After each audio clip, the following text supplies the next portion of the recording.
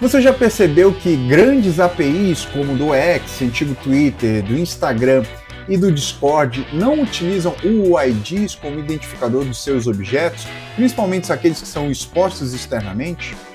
Já tem alguma noção sobre IDs sequenciais e UIDs, mais que algumas outras opções para poder usar de identificadores aí na sua própria API? Então esse vídeo aqui é para você. Hoje a gente vai continuar a nossa série de vídeos falando sobre APIs e também falando sobre identificadores, com algumas novas opções e com aquela profundidade que a gente está acostumado aqui no canal. Então já gera um ID novo com o evento de like que você vai dar no vídeo agora, que o vídeo já vai começar. Olá devs, eu sou Bernardo Lobato e esse vídeo aqui é uma continuação direta do nosso vídeo anterior, onde a gente fala de IDs sequenciais e UIDs. Caso ainda não tenha visto, link aqui no card. Mas pode assistir depois que terminar esse aqui, tudo bem? A gente fez de um jeitinho que não dependa exclusivamente do outro conteúdo.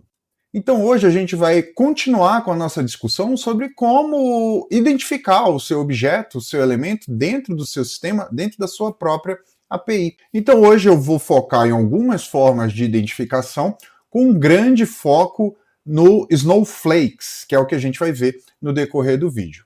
Vamos contextualizar um pouquinho sobre como a gente deve tratar os identificadores dos nossos objetos, dos nossos elementos, dentro da nossa API. Todo mundo concorda em uma coisa, o ID precisa ser único, certo? Mas em APIs reais e distribuídas, IDs também precisam, idealmente, ser gerados sem coordenação central, funcionar bem em múltiplos serviços, não servir de gargalo ali, principalmente quando a gente tem processamento em paralelo, e não vazar dados sensíveis do negócio nem da arquitetura. Como a gente pode ver, então, unicidade acaba sendo só mais um requisito, o requisito mínimo que a gente precisa ter dentro dos identificadores da nossa API. Agora vamos ali para o cenário que interessa para a gente aqui em sistemas distribuídos e arquiteturas distribuídas. É aí que a gente começa a falar sobre múltiplas instâncias, auto-scaling, múltiplos serviços, múltiplas regiões, concorrências, etc, etc, etc. Certo, mas a gente já viu, a gente já sabe que o UID resolve tudo isso, não? Mais ou menos. Resolver, ele até que resolve, mas é um pouquinho mais complicado que isso. Calma que eu explico. O UID tem como objetivo principal o de gerar IDs únicos globais, ou seja, eu posso garantir que IDs gerados nesse formato, em uma versão específica, serão únicos globalmente. Portanto, posso manter uma geração completamente descentralizada. Como, por exemplo, o meu próprio front-end pode gerar o seu ID e integrar com o meu back-end, o próprio back-end pode gerar, o banco pode gerar através de funções, eu posso usar uma API externa só para fornecer IDs e por aí vai. Então a gente percebe que o UID ele tem uma facilidade muito grande de geração e tem como característica principal, além da unicidade, o fato dele ser globalmente único. Mas e se não for bem isso que eu quero? Se eu quiser ter algum tipo de controle nas gerações dos meus IDs, algum controle além da unicidade, se eu quiser ter algum tipo de regra, se eu quiser ter algum tipo de rastreabilidade dentro dos IDs que eu uso na minha própria API, será que o UID é mesmo a melhor opção nesse caso? Dentro do seu negócio, pode ser que esses controles importem tanto quanto a unicidade. E para o seu negócio, pode ser que o fato de um UID ser único globalmente não me interesse muito. Então, por isso, agora a gente vai falar de uma possível alternativa ao UID, que é o Snowflake ID. Os Snowflake IDs, ou simplesmente Snowflakes, são uma solução criada pelo Twitter ali mais ou menos em 2010 como uma forma de identificação única para os seus tweets que são criados em sistemas distribuídos. Mas aqui a gente tem um pouco mais de controle sobre aquilo que estamos fazendo. Não é mais somente sobre unicidade e globalidade que interessa nesse caso, mas sim o processo e estratégia de criação desses identificadores. Explico. Snowflake é uma forma de identificação formada por 64 bits. O primeiro bit é sempre 0 e os demais 63 bits são utilizados para a geração de um número inteiro. Desses 63, os primeiros 41 bits são o timestamp, baseado numa epoch especificada. No caso do X, é esse número aí na tela. Só explicando aqui brevemente para quem não é tão familiarizado assim com esse contexto de timestamp, o epoch é uma espécie de referência, é uma espécie de contador inicial do meu timestamp. Então, se eu seto esse valor como default aqui dentro do meu identificador, significa que o meu timestamp 001 vai ser imediatamente após esse timestamp especificado, ok? Os próximos 10 bits são a representação da máquina, instância ou nó em que aquele ID é gerado. E os últimos 12 bits representam um sequencial dentro daquele nó ou daquela máquina. Ou seja, para o mesmo timestamp, temos até 4.096 IDs que podem ser gerados na mesma máquina ou no mesmo nó. Isso tudo no mesmo milissegundo. No próximo milissegundo, temos mais 4.096 possibilidades de paralelismo. Isso dá mais ou menos em torno de 4 milhões de IDs por segundo por nó. Lembrando que quando a gente está falando aqui de escalabilidade, eu posso adicionar mais nós ali dentro da minha arquitetura e esse número pode subir exponencialmente. Portanto, a partir dessas informações, já podemos tirar algumas conclusões. Cada nó tem uma responsabilidade clara dentro da geração do próprio ID. A geração do ID ela é sempre local, dentro do nó ou dentro da máquina do servidor. Não tem nenhuma coordenação central, uma vez que o próprio nó é o responsável por gerar o ID. Dessa maneira, a gente não deixa essa geração dentro do banco de dados em que pode gerar ali algum tipo de gargalo. Vamos fazer um exemplo aqui, fazendo uma espécie de engenharia reversa dentro de um ID de um tweet. Se a gente pegar o tweet com o seguinte ID como exemplo, a gente percebe que os primeiros 41 bits mais a epoch default do Twitter chega nesse resultado final desse timestamp que dá essa data específica na tela, né, o dia 16 de setembro de 2025. Na sequência, nós temos os próximos 10 bits, que é a identificação do servidor, né, onde esse ID foi gerado.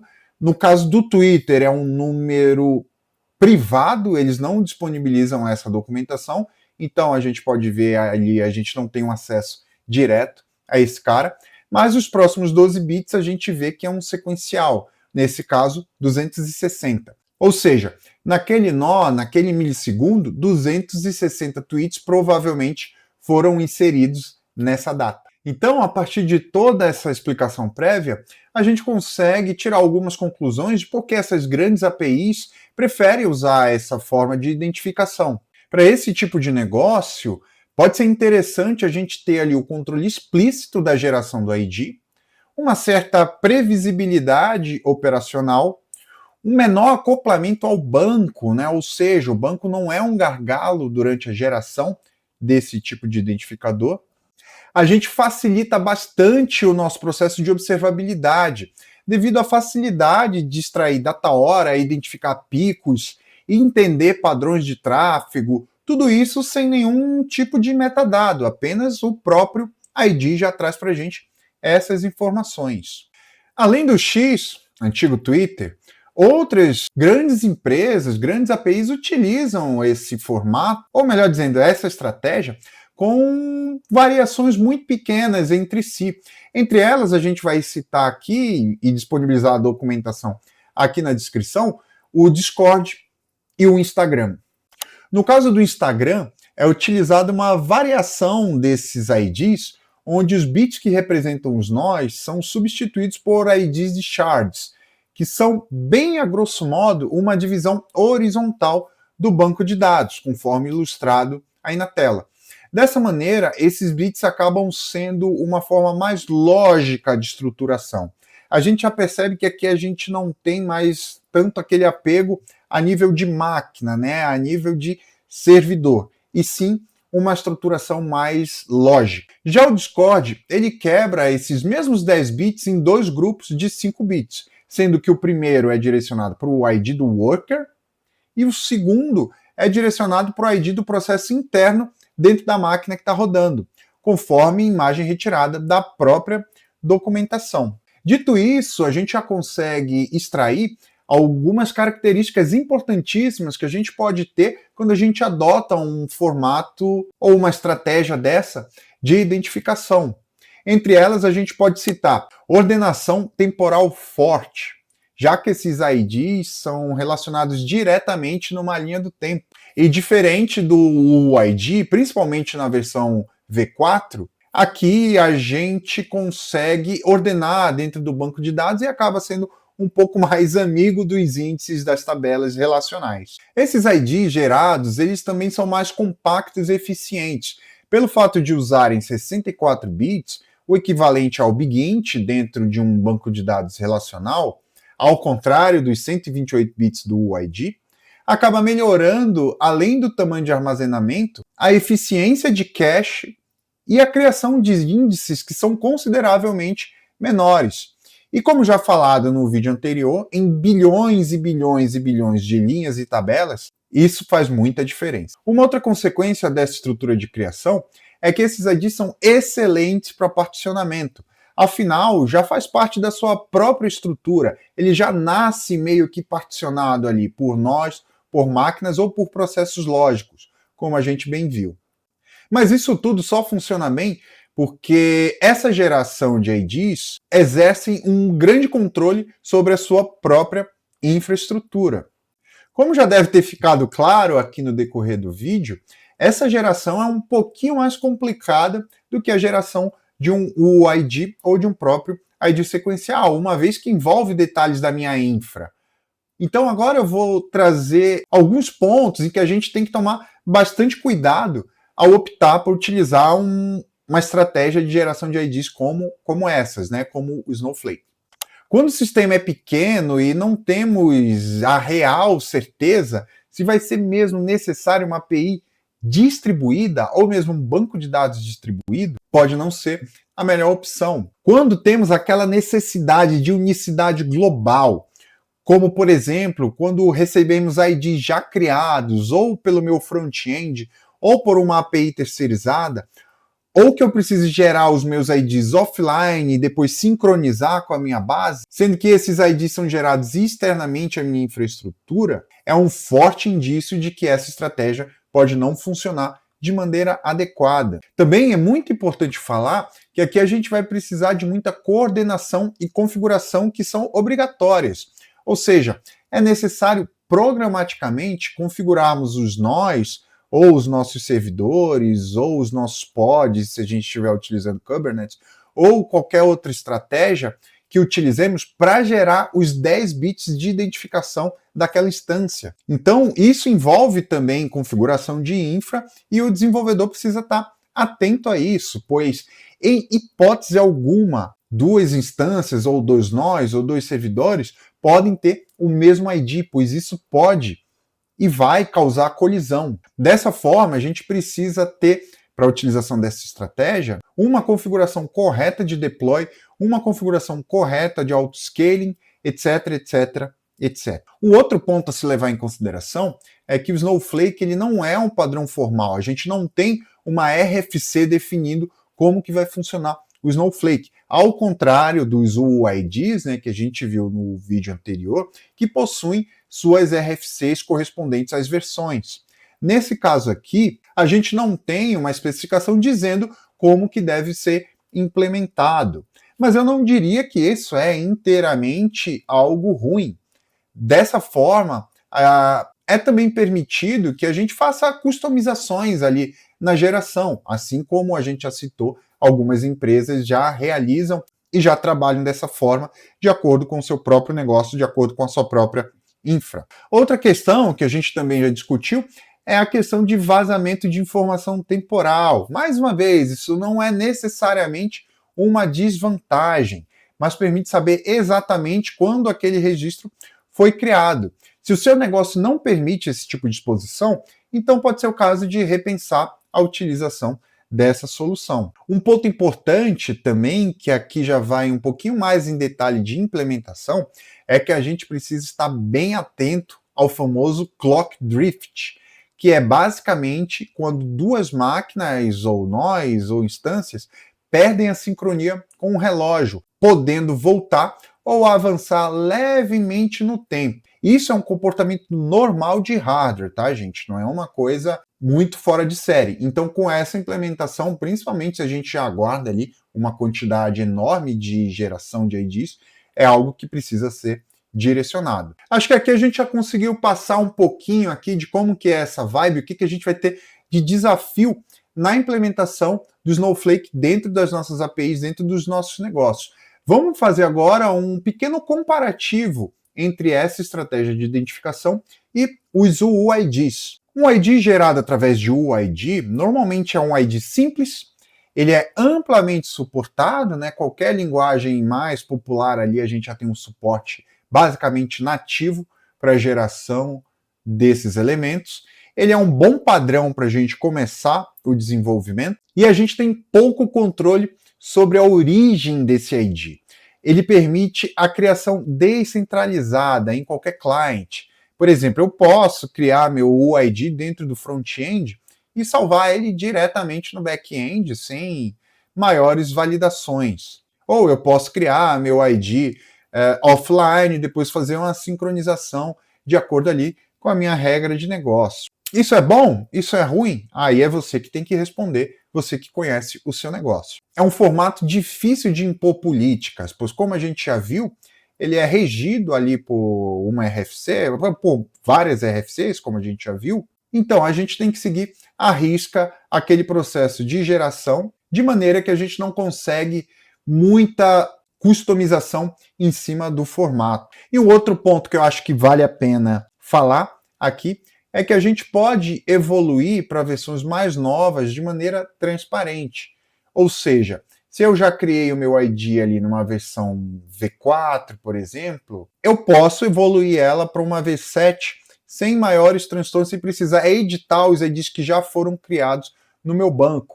É claro que isso pode gerar alguns contratempos ali, principalmente referente a índices e tudo mais, mas a partir de uma determinada data eu posso especificar que a gente vai usar o ID V7 e dali para frente a gente pode passar sem precisar modificar basicamente nada dentro do nosso banco de dados. Comparando agora com o Snowflake ID, é uma geração de IDs explícita e controlada. Já é uma geração que já nasce distribuída por desenho, né, por estrutura. É uma geração que, além de tudo, precisa de políticas claras de criação.